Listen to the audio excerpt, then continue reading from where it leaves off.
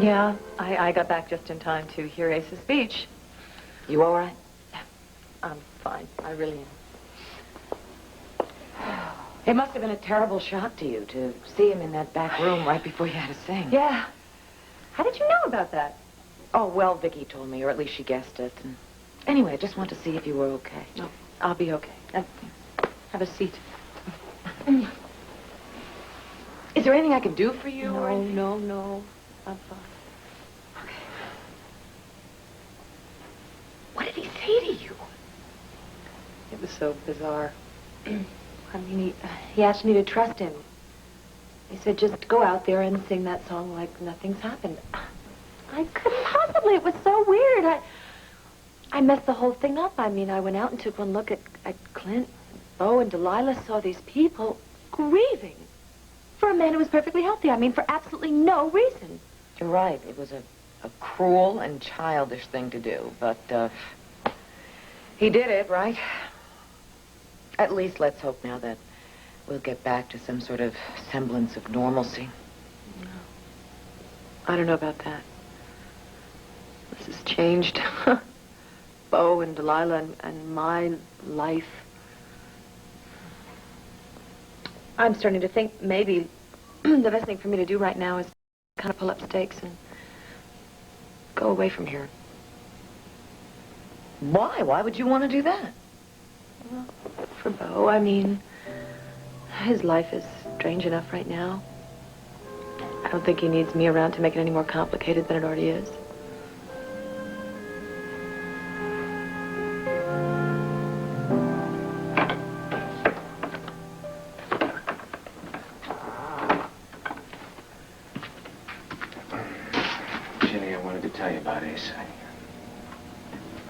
You have no idea how many times I almost blurted it out.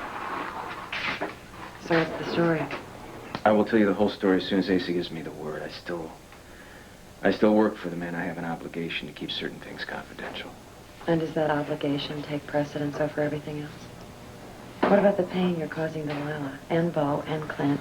Not to mention the spectacle that Asa made of himself. I swear to you, I thought he was going to make his announcement right away. But he didn't. That's right. So why didn't you say something? Because I was trying to talk him into doing it. You have no idea how hard it is to read that man's mind. And why do you have to? Because I need the job. Call it what you want, but I was doing it for you, for us. Can't you understand that? I'll try. Thank you. That's all I ask.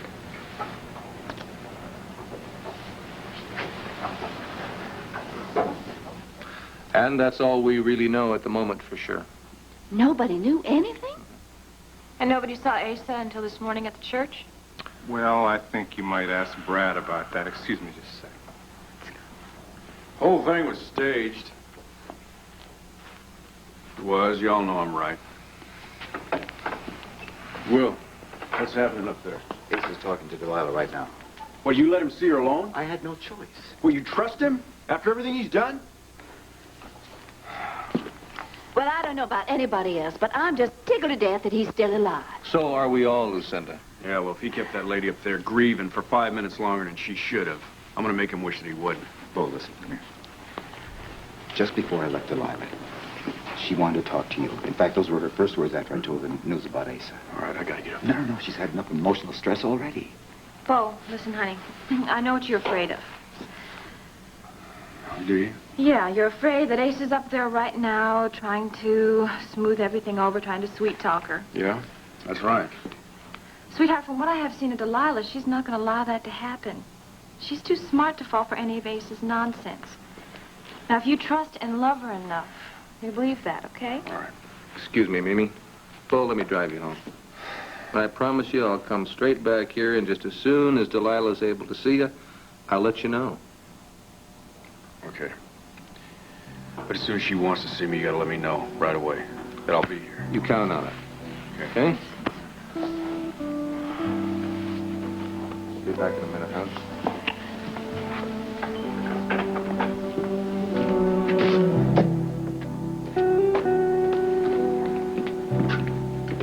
I'm telling you, honey, it was only my love for you that got me through all this. The ocean. I thought I was a goner, and I I got a kind of a vision of your face, and I said to pray to the dear Lord to keep me alive for her sake. I guess he heard me, because I'm back here. Back where I belong. What happened, Asa? Does it matter? I'm going to tell everybody when the time comes. But right now, I'd like to hold you and just feel your arms around me. Is that asking too much?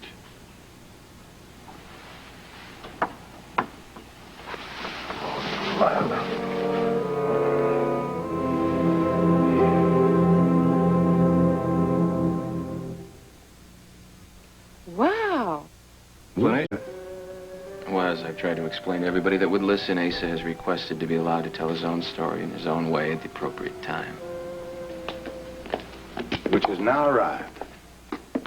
Delilah, I'm not sure you should be up. I'm all right. I wanted to hear what Asa has to say, but he wouldn't tell me until he could tell everyone.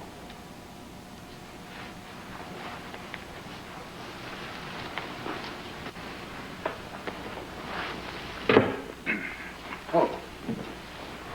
Clint, just in time. Sit down. Get you a little libation, Asa? Oh, Lucy, you're always doing things for me. I try. No, you may not believe this. I haven't had a drink for 6 weeks. Aim to keep it that way.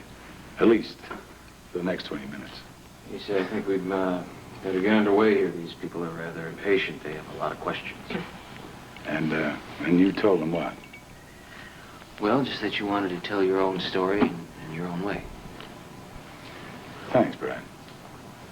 Now there, right there, is a good and loyal friend and employee. All right. Now, you correct me when I go wrong. Steer me back on course. Start off like this. We were sailing from Key Biscayne down to Key Largo. I think it was a Friday afternoon. Yeah, it was February 25th. And old Asa got impatient. I knew Delilah would be at Key Largo waiting for me. Brad was down at the cabin. So, I started the auxiliary engine. Paul, we know all this. Brad told us. Oh, okay. Did he also tell you he held me up in the water for a lot of hours? That's no big deal, Asa.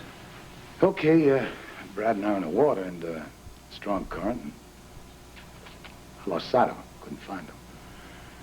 And I was going from conscious to unconscious. Arm was killing me. And I was slipping off that life preserver, and anyway, I was just about to go under, and I felt something around my arms and my shoulders. Somebody leaning off a boat and pulling me aboard. Turns out, though, I went from the frying pan in the fire. What went wrong? Well, you see, honey, turned out there were smugglers from South America, some country, I don't know. Anyway, about the time I'm looking up, there's a helicopter. Well, I thought they were looking for me, so I started waving and waving. Smugglers picked me up, threw me down the cabin, tied me up. Hit a fog bank and hid. I picked up a little bit of Spanish, what they were saying. They were trying to figure out what they were going to do with me. They came up with some plan, didn't they, Brad? Yeah, they sure did. $5 million. $5 million? That's what it took to turn me loose. Brad, he was the go-between. You remember I went down to Florida a couple weeks ago on business. Some of you were wondering why I was so secretive about it. $5 million? How'd you get a hold of all that money all at once without anybody knowing? Well, Lucy, a Swiss bank account, one of those numbered ones. I opened it a number of years ago in case I wanted to make some transactions I didn't want the world to know about. It sure came in handy. I had the money transferred to a bank in the United States under my name, acting as Ace's agent. And, of course, it takes some time. But after a while, we got the money together, and I made the drop where I was ordered to. And I was with the smugglers, and I got a phone call from their pickup man, and they got the money, and they turned me loose in swamp west of Miami on some dirt road. I couldn't find a place again, and my life depended on it. Anyway, they also tied me up in a tree. I worked myself loose, and I hitchhiked to the airport, and got on a plane, flew here, and I Washed up, changed my clothes, and looked down, picked up the banner. There was a memorial service for me at the same time. And then you hurried right to the church, right? Yeah, I came in a side door and sat in the front there, trying to figure out what I ought to do. And old Brad walked in. I'd seen Asa coming out of the limousine. I could hardly believe my eyes. Well, I was just about to go out in the church and make myself known when he fainted. Delilah, this is for you. Every word I just said is the gospel truth, and God can strike me dead this instant. God would have struck you dead in the church if he were going to. Actually, we're expecting you and a camera crew. I thought it was just her and one cameraman. What? No, we gotta have 2 cameras, you know? We shoot her from one way, and then we gotta shoot this Buchanan from the other way. Well, I'm gonna go with you, make sure it's okay with the boss. Oh, wait a minute. I got some ID right here.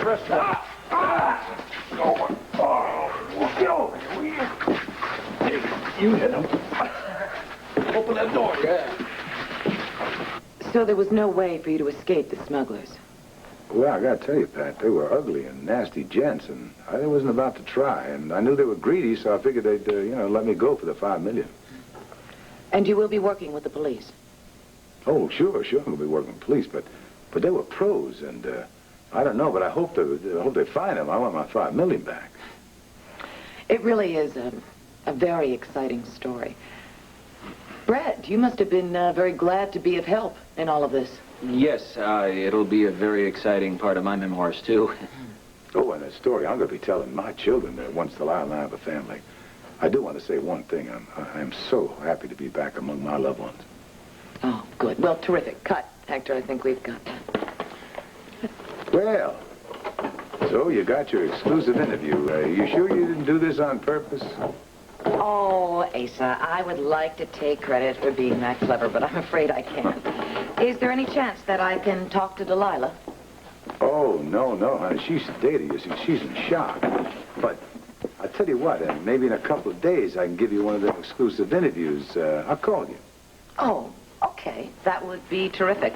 And in the meantime, please give her my regards. Oh, I sure will, and I'm looking forward to seeing my little segment there on the news tonight. Okay, terrific. You don't have to show me out. I know the way.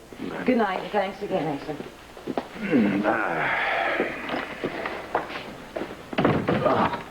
I'll tell you something. Bo, I can't believe he's not here shooting his way inside. I'll tell you something else. When he's quiet, I get nervous. Well, maybe he thinks his note got through. Yeah, maybe you think his ploy works. I'll tell you what I'm going to do. I'm going to go upstairs and sit by Delilah, see if she needs anything. Sure.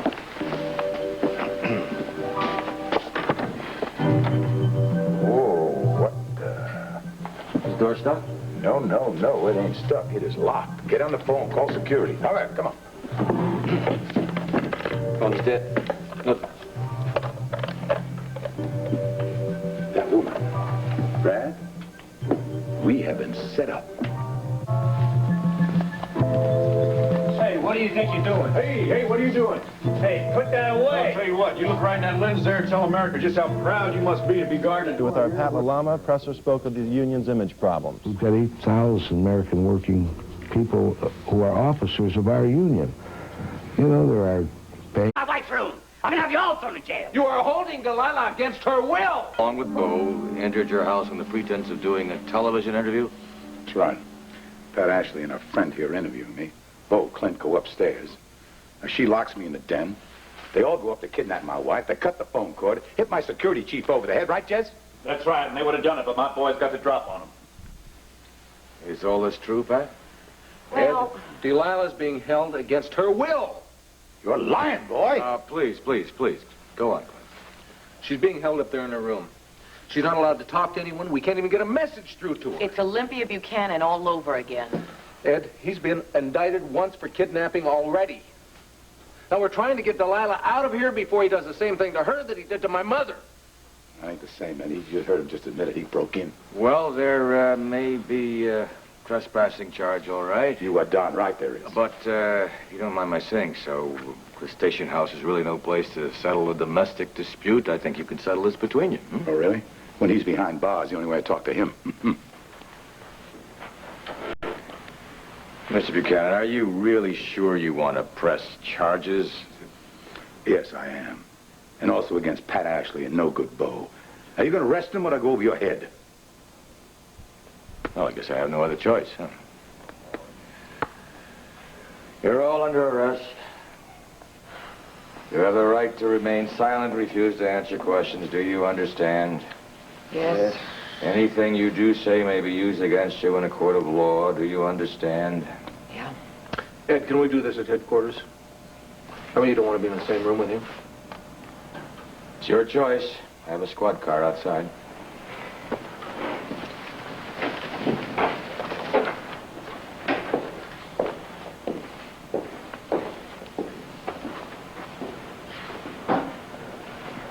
I'll never forget this, Asa. Never.